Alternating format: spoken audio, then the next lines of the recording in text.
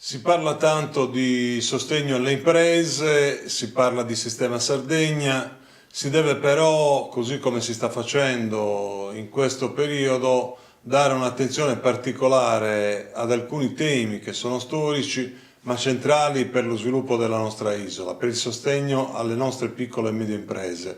Parlo di zona franca e di queste ore finalmente la notizia che il governo della regione ha attivato il meccanismo che guarda a due direzioni per lo stesso obiettivo, e cioè quella della istituzione della zona franca, così come io avevo previsto sin dal 2008 con una mia proposta di legge in Parlamento, che voleva dare attuazione a quell'istituzione prevista già con decreto legislativo del 1998 numero 75 e che fa riferimento all'articolo 12 dello Statuto Sardo. I tempi sono stretti perché entro il prossimo 30 giugno l'Unione Europea emanerà il nuovo codice doganale comunitario, dove sono già previste due territori italiani come il Livigno e alcune isole in Europa come le Canarie. Non c'è la Sardegna, dobbiamo affrettarci,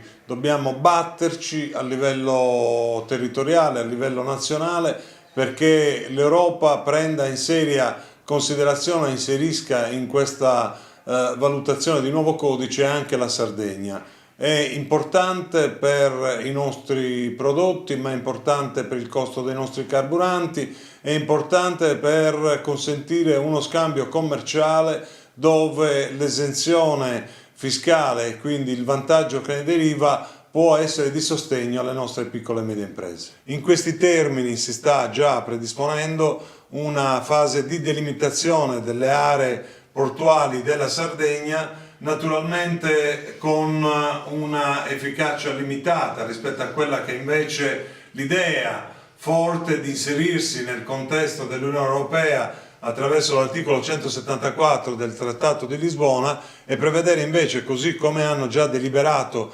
tantissimi comuni della Sardegna, il sistema di zona franca integrale, che significa abbinare quegli elementi già esistenti. La Sardegna è di interesse con l'autostrada del mare, è di interesse come scambio e piattaforma mediterranea, è di interesse rispetto a quello che può costituire come volano in ordine alla crisi petrolifera piuttosto che al trasporto su gomma. Allora sono tutti elementi che sicuramente possiamo e dobbiamo superare, guardando a sostenere i nostri allevatori, i nostri agricoltori, la nostra agroindustria turistica, un nostro sistema che stenta a decollare ma che ha bisogno di concretezza, e su questa base io credo che noi dobbiamo procedere, e così sta procedendo il governo della regione.